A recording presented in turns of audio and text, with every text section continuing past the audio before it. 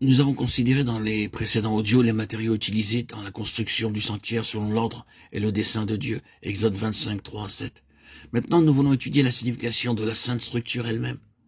Le tabernacle construit dans le désert selon l'ordre de Dieu ne doit pas être confondu avec la synagogue juive qui est simplement un lieu où les juifs s'assemblent pour adorer et avoir l'explication de la parole de Dieu. Le sanctuaire n'était pas un lieu où le public pouvait venir pour cela. Personne ne pouvait entrer excepté les prêtres et uniquement pour entretenir les lumières, brûler l'encens et renouveler les pains de proposition. Dans le lieu très saint, le souverain sacrificateur seul pouvait y entrer pour porter le sang une fois l'an. La synagogue était un lieu de rencontre pour les hommes. Le sanctuaire était une habitation pour Dieu. Les hommes y venaient non dans le but de prier, mais pour accomplir leur devoir.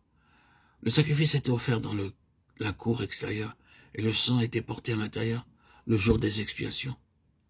Dieu avait ordonné que ce sanctuaire soit un type de sa maison spirituelle, l'Église. Ceci n'était pas vrai de la synagogue. Le grand sanctuaire construit de planches de bois avait 20 coudées de longueur, 8 coudées de largeur et 10 coudées de hauteur.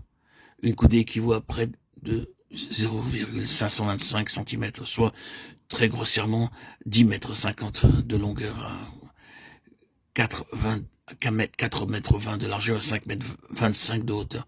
Le sanctuaire était divisé en deux parties.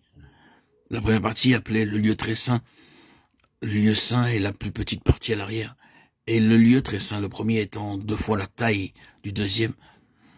Il y avait 3 murs, nord, sud, ouest, tous faits de planches, tandis que l'ouverture à l'est était fermée d'un rideau soutenu par des piliers.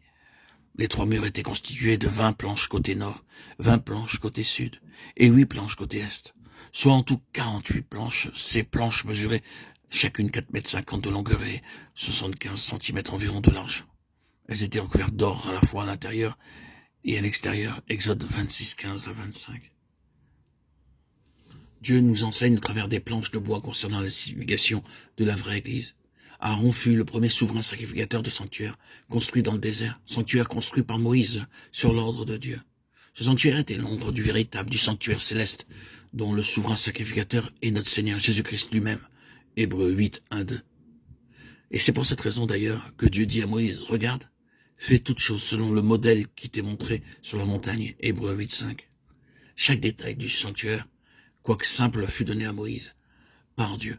Et il est très évident, ne serait-ce qu'à partir des détails mentionnés, qu'une telle construction et structure n'aurait jamais été donnée comme modèle par un architecte humain. Parcourir le monde, considérer les constructions élevées par les hommes pour différents objets, différentes formes d'adoration, vous ne verrez jamais une construction comme celle-là. Vous pourrez voir de nombreux temples, mosquées, mais pas de construction bâtie selon ce modèle. Elle était unique dans tous ses aspects. Un tel modèle ne pouvait pas être le produit de l'intelligence humaine.